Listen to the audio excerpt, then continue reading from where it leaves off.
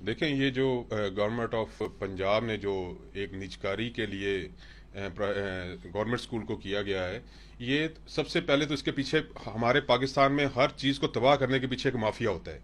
इसके पीछे भी प्राइवेट स्कूल्स और प्राइवेट कॉलेज एसोसिएशन का एक माफिया है, जिन्होंने इनको बताया है कि ये बच्चे आप हमें दें, हम इन बच्चों को अपने तरीके से पढ़ाएंगे, आपके जो अखराजात हैं वो कम होंगे गवर्नमेंट के। अब है क्या इसमें, ये कहते हैं कि जब ये निजकारी कर दी जाएगी स्कूलों की, तो जो प्राइमरी तक का बच्चा है उसकी मिनिमम जो फीस है वो 3,000 हो जाएगी। जो प्राइमरी से मिडिल तक का है वो 3,000 से 8,000, और जो मिडिल से मैट्रिक तक का बच्चा है वो 8 से 10,000 होगा, और उसमें बुक्स नहीं मिलेंगी बच्चों को।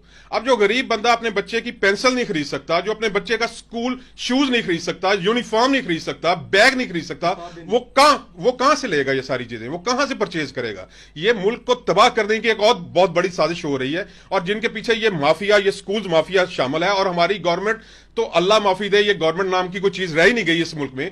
ये वो साजा हैं जिनकी वजह से आपको ये जो वर्दियां पहनी हुई है ना आपने, ये उनकी वजह से पहनी हुई हैं। ये जो स्टार्स लगे हुए हैं आपकी वर्दियों पे, ये इनकी वजह से लगे हुए हैं। ये जो आपने कल उन्होंने पुरअमन एहतजाज, पाकिस्तान में राइट पूरी दुनिया में राइट है जहां पे मर्जी कोई करे, लेकिन यहां पे तो ये भी बहुत बड़ा जुर्म बन गया है। कल पुरअमन साजा पे जिस तरह का जुल्म किया गया है कि साजा के कपड़ों पे बूटों के निशान बने हुए हैं, और सबसे बड़ी और गिरी हुई हरकत जो उन्होंने की है कि जो लेडीज साजा थी उन पे भी तशद्दुद किया गया है, और उनको अरेस्ट किया गया है, साजा को अंदर किया गया। खुदारा कोई होश के नाखून लें ये लोग, ये गवर्नमेंट होश के नाखून ले कि वो लोग जो इस मुल्क की तरक्की के लिए एक बहुत बड़ा हिस्सा डालते हैं, अपनी उम्र का 30-35 साल का तजर्बा उनमें कन्वर्ट करते हैं, अपनी उम्र का 30 साल का जो अपनी जिंदगी का एक हिस्सा है वो बच्चों को दे देते हैं, जिनकी वजह से आज आप आर्मी ऑफिसर हैं, जिनकी वजह से आज आप पुलिस ऑफिसर हैं, जिनकी वजह से आज आप डॉक्टर हैं, इंजीनियर हैं, जिनकी वजह से आप बड़े बड़े ओहदों पे बैठे हुए ब्यूरोक्रेट्स बने हुए हैं। ये उन्हीं की बरहूने मिन्नत है।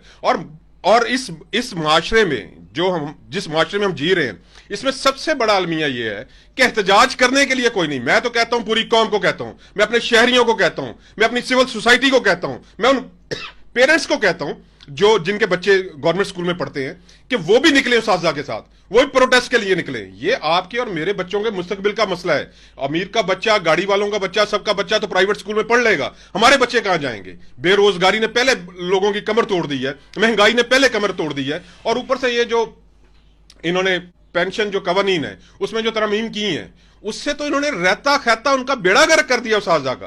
वो तो माशी कत्ल कर दिया उस आजा का, कि एक आस है कि 30 साल बाद या 25 साल बाद वो अपना सर्व करके उसके बाद आराम से बैठ के कोई 2 वक्त की रोटी खा सकेंगे। ये चाहते हैं कि जो पेंशन के पैसे उन्हें मिले वो साजा किसी बैंक में रखे या किसी सूद वाले को देके सूद खाएं बैठ के।